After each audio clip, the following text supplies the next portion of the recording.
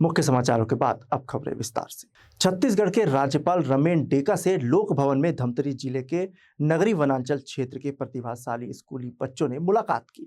22 बच्चों का चयन नवोदय प्रवेश परीक्षा 2026 के लिए हुआ। वहीं 5 बच्चों ने स्पोकन इंग्लिश में उत्कृष्ट प्रदर्शन किया।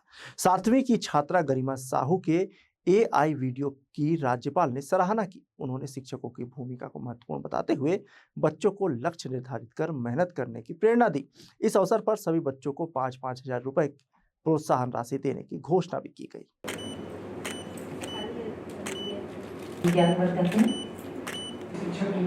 जीवन जीने की कला एजुकेशन होता है, वहाँ इंटेलेक्चुअल डेवलपमेंट जो है वो ज़्यादा इसका प्रमाण है। प्रैक्टिस आपको करते हैं, आप करते हैं। दिव्य नेता देवांशी साहू जी।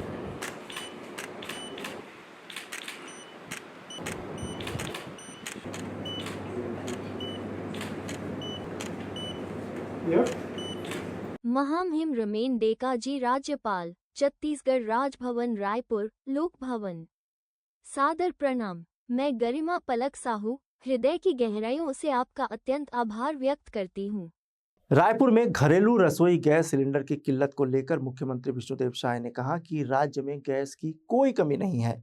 उन्होंने बताया कि ईरान से गैस सिलेंडर लेकर जहाज आ चुके हैं, इसलिए घबराने की जरूरत नहीं है। मुख्यमंत्री ने गैस की कमी संबंधी अफवाहों को खारिज करते हुए जनता से धैर्य रखने की अपील की। साथ ही अधिकारियों को कालाबाजारी पर सख्ती से कार्रवाई करने के निर्देश दिए हैं। गैस एजेंसियों या डीलरों की शिकायत मिलने पर कड़ी कार्रवाई की जाएगी। देखिए, ज्यादा अफवाह फैलाई जा रही है। इस तरह से सबको मालूम है कि हमारे देश के यशस्वी प्रधानमंत्री के नेतृत्व में विदेश नीति अच्छी है और जो भी पेट्रोलियम पदार्थ है, गैस है, चाहे डीजल पेट्रोल है, उसके आयात में कोई कमी नहीं हो रही है और थोड़ी बहुत परेशानी हो सकती है, लेकिन ज्यादा किल्लत यहाँ नहीं रही। मुंगेली जिले के अचानकमार टाइगर रिजर्व के सुरही रेंज में एसीबी बिलासपुर ने बड़ी ट्रैप कार्रवाई करते हुए रेंजर पल्लव नायक और डिप्टी रेंजर मनीष श्रीवास्तव को 50,000 रुपए रिश्वत लेते रंगे हाथों गिरफ्तार किया। यह कार्रवाई 26 मार्च 2026 को की गई। डीएसपी अजितेश सिंह के अनुसार लोरमी निवासी अजीत कुमार वैष्णव ने शिकायत की थी कि वाहन जब्ती और मामले में जल्द चालान पेश करने के एवज में 70,000 रुपए की रिश्वत मांगी जा रही थी। सत्यापन के बाद एसीबी ने जाल बिछाया और कोटा स्थित मित्र मिलन रेस्टोरेंट में पहली किस्त 50,000 रुपए लेते ही डिप्टी रेंजर को पकड़ लिया। मौके पर रेंजर की भी संलिप्तता पाई गई।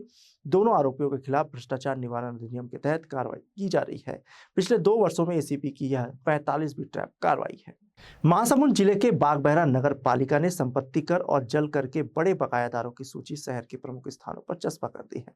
पालिका के अनुसार नगर के 46 बड़े बकायादारों के नाम सूची में शामिल हैं, जिनमें कुछ व्यापारी, प्रभावशाली लोग और 2 शासकीय कार्यालय भी है। वन परिक्षेत्र अधिकारी पर 45,550 रुपए जलकर और अनुमोदय विपणन संघ पर 3,42,302 रुपए संपत्ति कर बकाया है। पालिका का मानना है कि इससे वसूली में तेजी आएगी। 25-26 वित्तीय वर्ष में हमारा कुल मांग नगर पालिका बागबाहरा का कुल मांग 2 करोड़ 13 लाख रुपए है, जिसमें से हम लोगों को करीबन 1 करोड़ 47 लाख रुपए की अभी तक वसूली किए हैं, जो लगभग 69% होता है। इसी के तहत हमारे यहाँ करीबन 81 लोग ऐसे हैं जो बकायादार हैं। इसमें कुछ लोग ऐसे हैं जो बहुत पहले से टैक्स नहीं देते आ रहे हैं, जिनको हम लोगों ने लोक अदालत के माध्यम से नोटिस दिया था।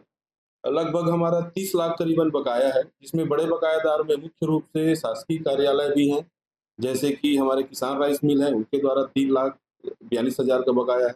वन मंडल अधिकारी हैं, जिनका करीबन 45,000 का बकाया है। ऐसे ही शहर के प्रतिष्ठित व्यक्ति में कन्हैया लाल अग्रवाल जी हैं, जिनका करीबन 1,92,000 का बकाया है। तो इनको हमने विधिवत नोटिस भी जारी किया है, फिर भी इनके द्वारा टैक्स नहीं दिया गया है। अतः हमने यह सोचा है कि यदि टैक्स नहीं देते हैं तो हम इनके नाम को सार्वजनिक करते हैं करके। इसी के परिपालन में हम लोगों ने शहर के विभिन्न चौक चौराहों पर, जगहों पर हमने पोस्टर के माध्यम से, बड़े बड़े बैनर के माध्यम से उनका नाम सार्वजनिक किया है। 3 जगहों पर अभी हमने किया हुआ है, एक हमारे नगर पालिका के सामने, एक दुर्गा मंदिर के पास और एक स्टेशन चौक के पास हम लोगों ने बैनर इनका लगाया। बिलासपुर जिले के कोटा ब्लॉक से बड़ी खबर सामने आ रही है, जहां शासकीय उचित मूल्य दुकान संचालकों ने वेयर हाउस के धर्म कांटे में भारी गड़बड़ी का आरोप लगाया है।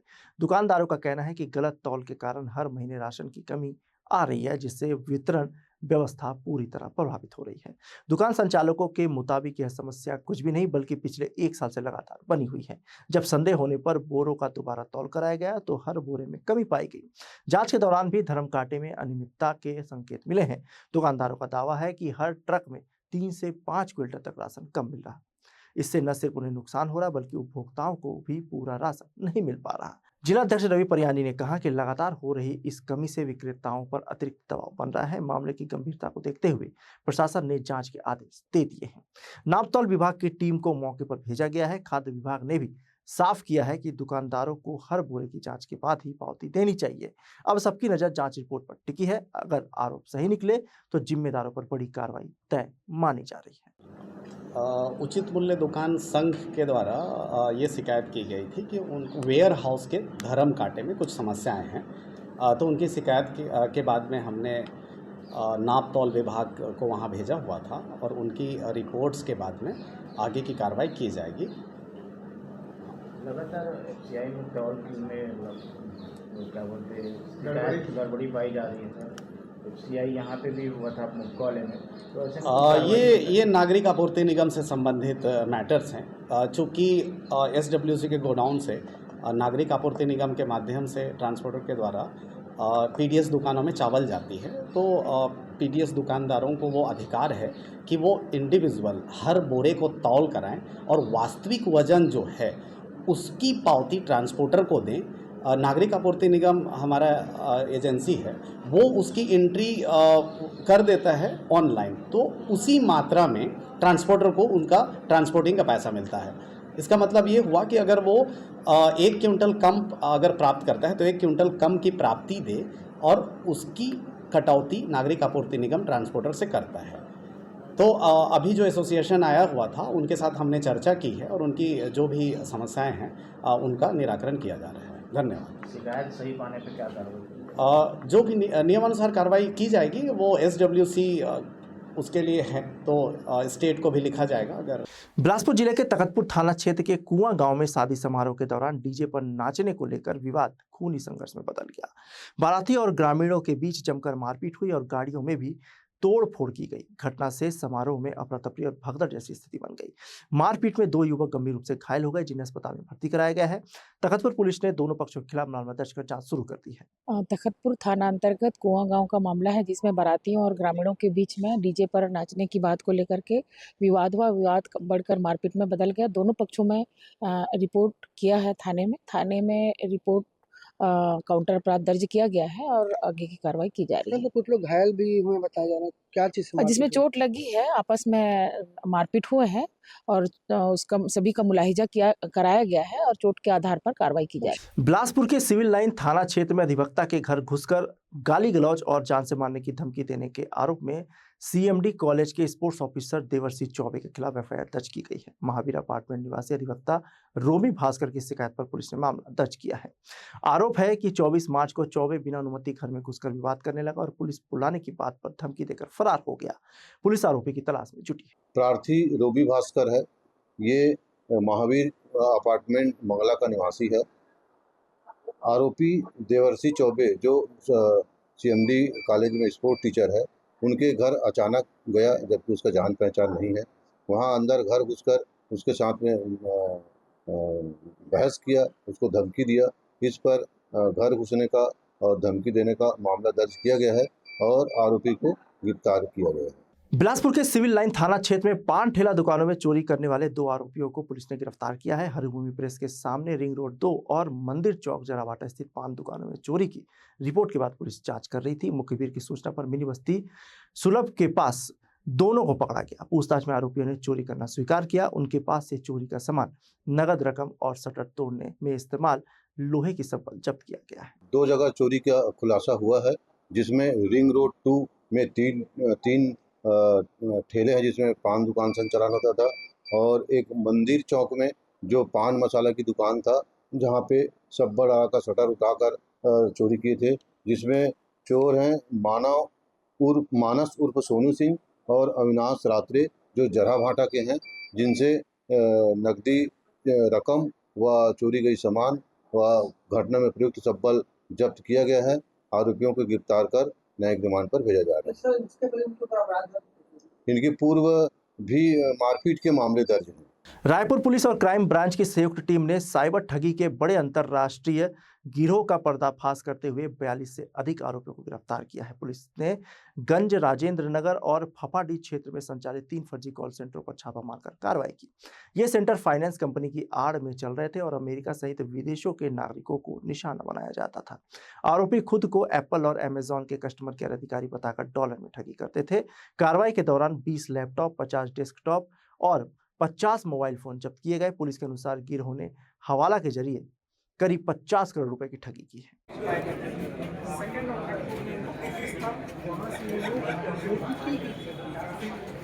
लोन कंपनी के जरिए ठगी का काम करते हैं और ठगते किस यूएस में, यहाँ देश में कहीं है, विदेश में यूएस के लोगों के लोग ठगने का काम करते थे और ये सारे आरोपी और पीछे आपको पीछे दिखाइएगा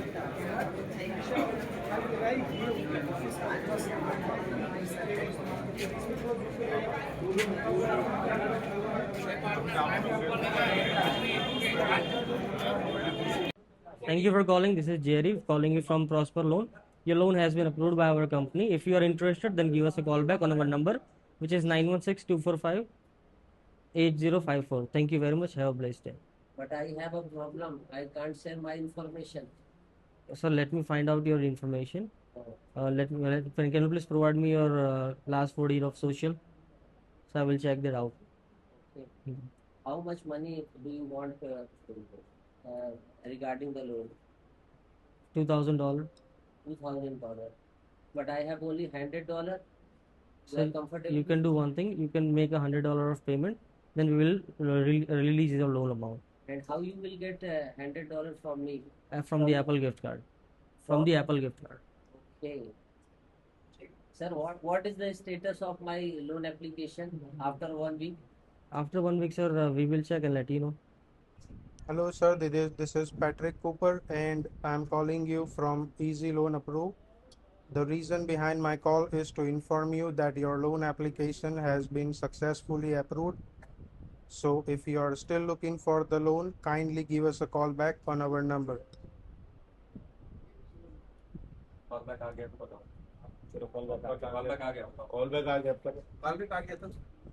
Hi sir, I just got this information from our system that your loan application has been approved by our company.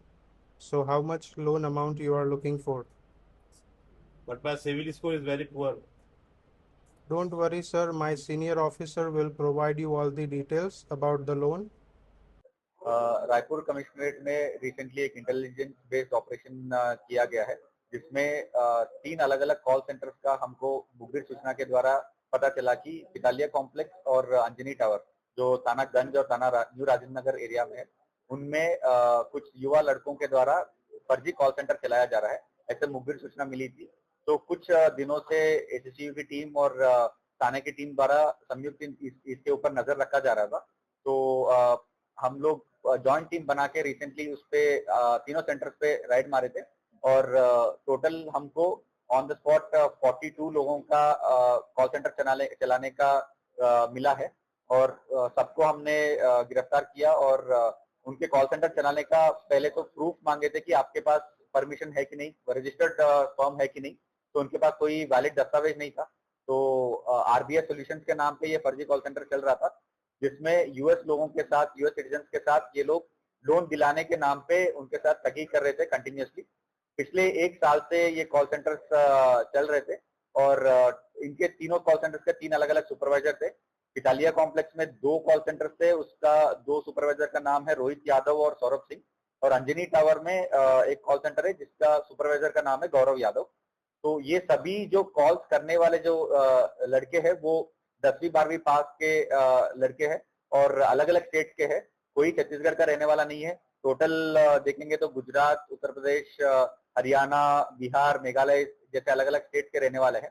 तो इनके मास्टरमाइंड्स अभी तक विवेचना में ये आया कि मास्टरमाइंड्स जो है अहमदाबाद में बैठे हैं और पूरा संचालन वहां से करवा रहे हैं, मतलब मॉनिटरिंग वहां से कर रहे हैं।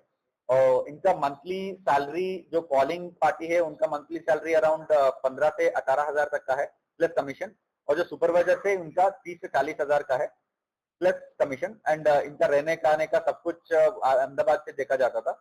और इनका पूरा ट्रांजैक्शन जो है व्हाट्सएप के माध्यम से ही चल रहा है। जैसे यूएस लोगों से बात करने का एक ऑनलाइन एप्लीकेशन यूज कर रहे थे, उसके अलावा जो डाटा शेयरिंग और जो डिपॉजिट क्लेम्स और जो भी डिस्प्यूट रेज करने का, वो सारे चीजें जिस माध्यम से ये ठगी किया जा रहा था, वो सारे अलग अलग व्हाट्सएप ग्रुप के माध्यम से इनका किया जा रहा था। तो टोटल मौके से हमको तीनों कॉल सेंटर में मिला के 67 मोबाइल फोन्स, 18 लैपटॉप्स और 28 कंप्यूटर्स मिले हैं। अभी इसमें फर्दर इन्वेस्टिगेशन जारी है। बिलासपुर के कोनी कुक्कुट प्रक्षेत्र से एक चौंकाने वाली तस्वीर सामने आई है, जहां बर्ड फ्लू जैसे गंभीर संक्रमण के बीच ही सुरक्षा मानकों की खुलेआम धज्जियां उड़ाई जा रही है। एक तरफ प्रशासन सख्ती के दावे कर रहा है तो दूसरी तरफ जमीन पर भारी लापरवाही नजर आ रही है। कोनी और आसपास के इलाके को कंटेनमेंट जोन घोषित किया गया है। बाहरी लोगों के प्रवेश पर पूरी तरह रोक है, लेकिन इसी संवेदनशील क्षेत्र के भीतर से बेहद चिंताजनक हालात सामने आए हैं। कलिंग यानी संक्रमित पक्षियों को मारने में लगे कर्मचारियों द्वारा इस्तेमाल किए गए ग्लव्स, मास्क और पीपीई किट को सुरक्षित तरीके से नष्ट करने के बजाय खुले में फेंका जा रहा है। नियमों के मुताबिक इस तरह के बायोमेडिकल वेस्ट को जलाना या दफनाना अनिवार्य है, लेकिन यहाँ ये खतरनाक सामग्री खुले में बिखरी पड़ी है। इससे संक्रमण फैलने का खतरा और ज्यादा बढ़ गया है। हवा या जानवरों के जरिए यह वायरस कंटेनमेंट जोन से बाहर भी पहुंच सकता है। सबसे बड़ी बात यह है कि एक तरफ 25 कर्मचारियों को क्वारंटाइन किया गया है, वहीं दूसरी ओर ऐसी लापरवाही उनकी मेहनत पर पानी फेर रही है। अब सवाल यह है कि जब खुद सरकारी प्रक्षेत्र में नियमों की अनदेखी हो रही है तो संक्रमण पर कैसे काबू पाया जाएगा। बिलासपुर के कोनी स्थित शासकीय कुक्कुट पालन केंद्र में करीब 5,000 मुर्गियों की मौत के बाद प्रशासन ने 10 किलोमीटर दायरे के सभी पोल्ट्री फार्म को बंद करने के निर्देश दिए हैं। संभावित संक्रमण को रोकने के लिए रेड अलर्ट घोषित किया गया है। इस फैसले से नाराज पोल्ट्री व्यवसायियों ने नगर विधायक अमर अग्रवाल के बंगले पहुंचकर विरोध जताया और अपनी समस्याएं रखी। व्यापारियों का कहना है कि सरकारी केंद्र में मुर्गियों की मौत हुई, फिर निजी पोल्ट्री फार्म बंद कर दिए गए, जिससे उनका व्यवसाय प्रभावित हो रहा है। विधायक ने कलेक्टर से चर्चा कर जल्द समाधान निकालने का आश्वासन दिया है। हम लोग का दुकान है, चिकन का चलाते हैं। हमारे यहाँ करीब 20-30 लोग काम भी करते वर्कर है, और करीब 1 हफ्ते से दुकान बंद है, जिसके चलते हम परेशान हैं। और वर्कर हमसे डेली आके पैसा मांगते हैं कि सर पैसा दो, खाने का नहीं है घर में, तो हम कहाँ से दे पाएंगे उनको। और कुछ भी होता है, कहीं भी होता है, उसका पूरा जिम्मा मुर्गी वालों को ही दे दिया जाता है कि इन्हीं के चलते हो रहा है या कुछ भी। तो इसीलिए हम चाहते हैं सर हमारे लिए कुछ हल निकाले। समस्या ये है, हम लोग के पोल्ट्री व्यवसाय आया है, शहर में करीब हम लोग 200 दुकानदार है, सब रोजी रोटी हम लोग लगा हुआ है। आज दुकान 4 दिन से बंद है, आगे निर्देश नहीं कब खुलने देंगे, कलेक्टर साहब महोदय बोला है। तो हम लोग चाहते हैं जितना जल्द से जल्द हम लोग दुकान पर खुला दे। और एक तो नवरात्र चल रहा था, अभी नवरात्र धंधा पानी चल नहीं रहा था, दुकान बंद था। अभी बाजार भी खुलना टाइम आ गया है, जितना जल्द से जल्द दुकान पर खुल जाएगा तो हम लोग रोजी रोटी चलेगा, बाल बच्चे को दाल भात खिला पाएंगे। तो बड़ा मुसीबत का घड़ी चल रहा है अभी हम लोग को। तो दाल भात के लिए कहाँ मना? अरे भाई कमाएंगे नहीं तो दाल भात कहाँ से खाएंगे? दुकान कमाएंगे तब तो भाई दुकानदारी चलेगा, तब तो दाल भात खरीदूंगा बच्चे लोग के लिए। विधायक महोदय जी आश्वासन दिया है, हम देख लेते हैं, कलेक्टर से बात करते हैं, जल्द से जल्द आप लोगों को खुलाने की हम कोशिश करते हैं। कलेक्टर से बात हुई? कलेक्टर से पहले दिन 24 तारीख को मिला था, उन्होंने बोला है प्रोटोकॉल में जो नियम है उसको हमें मेरे को पालन करना है, और जैसा भी होगा हम आप लोगों को बताते हैं, और डॉक्टर लोग जैसे बताएगा हमको उसी से हम आप लोगों को बता देंगे। बिलासपुर से एक बेहद दुखद और चेतावनी देने वाली खबर सामने आई है, जहां खेलते खेलते एक मासूम की जिंदगी सर्पदंश के कारण खत्म हो गई। मामला जिले के गांव घुटकू का है, जहां 9 वर्षीय अंकित प्रजापति घर की बाड़ी में अपने दोस्तों के साथ खेल रहा था। इसी दौरान अचानक एक जहरीले सांप ने उसे काट लिया। पहले तो परिजन स्थिति को गंभीरता से नहीं समझ पाए, लेकिन कुछ ही देर में बच्चे की तबीयत तेजी से बिगड़ने लगी। घबराए परिजन उसे तुरंत गनियारी अस्पताल लेकर पहुंचे, जहां हालत नाजुक देख डॉक्टरों ने बिलासपुर सिम्स अस्पताल रेफर कर दिया। लेकिन अफसोस, इस इलाज के दौरान अंकित जिंदगी की जंग हार गया। यह घटना सिर्फ एक हादसा नहीं बल्कि बड़ी सीख भी है। बच्चों पर निगरानी और सर्पदंश जैसी घटनाओं में तुरंत इलाज बेहद जरूरी है। थोड़ी सी सतर्कता किसी की जान बचा सकती है। भैया, हमारे बच्चे जो कि 9 साल का था अंकित प्रजापति, और कुछ बच्चे आस पास के हमारे बच्चे सब मिल के खेल रहे थे। बाड़ी में, और गेंद बाल ऐसा करके गया है बच्चा, थोड़ा सा झाड़ी वाड़ी था उसमें, और पकड़ा है। वैसे ही वहाँ सांप एक बैठा हुआ था। बच्चे लोग देखे, हम तो थे नहीं घर में, सब अपना काम धंधा में गए हुए थे। तो जैसे ही हाथ डाला है तो एक सांप उसको तुरंत काट लिया भैया। अब चूँकि घर में महिला थी तो बच्चे लोग को भी बताने में थोड़ा लेट हुआ, और महिला भी को ऐसे करते करते वो लोग लेट कर डाले भैया, हमको भी नहीं बता पाए। ये कब की घटना थी और कब हॉस्पिटल आया? ये परसों 25 तारीख की घटना है, दोपहर 1:30-2 बजे के आसपास का। और इसी बीच सर्पदंश का वाकया हुआ। उसके बाद इनको लगभग 4-4:30 के आसपास में गनियारी जो पास में स्थित बड़ा हॉस्पिटल है वहाँ लेके गए हैं, परंतु बच्चे का जान नहीं बच पाया भैया। कब डेथ हुई है? कुछ डेथ कल रात 26 तारीख को लगभग 9 बजे के आसपास की अंतिम सांसें ली है बच्चा भी। जैसे जैसे गर्मी का पारा चढ़ रहा है वैसे वैसे बिजली व्यवस्था की पोल भी खुलती नजर आ रही है। बिलासपुर जिले के ग्रामीण इलाकों में बिजली संकट अब गंभीर रूप ले चुका है, जहां लोग भीषण गर्मी से बेहाल हैं। जिले के तकतपुर विकास खंड के ग्राम पंचायत पेंड्री में बिजली कटौती से परेशान ग्रामीणों का गुस्सा आज खुलकर सामने आ गया। जिला पंचायत सदस्य के नेतृत्व में बड़ी संख्या में ग्रामीण तिफरा स्थित बिजली कार्यालय पहुंचे और घेराव कर अपनी समस्याएं अधिकारियों के सामने रखी। ग्रामीणों का कहना है कि पिछले करीब 1 महीने से हालत बेहद खराब है। दिन भर में मुश्किल से 3 से 4 घंटे ही बिजली मिल पाती है, बाकी समय अंधेरे और गर्मी में गुजारना पड़ता है। इससे न सिर्फ लोगों का दैनिक जीवन प्रभावित हो रहा है, बल्कि खेती किसानी के काम भी बुरी तरह प्रभावित हो रहे हैं। ग्रामीणों ने चेतावनी दी है कि अगर जल्द बिजली व्यवस्था में सुधार नहीं हुआ तो उग्र आंदोलन किया जाएगा।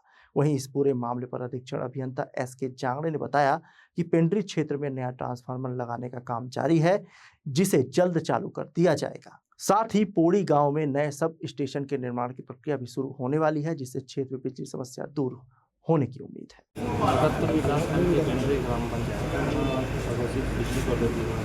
उसी के संबंध में कितना दिनों समस्या होने हैं?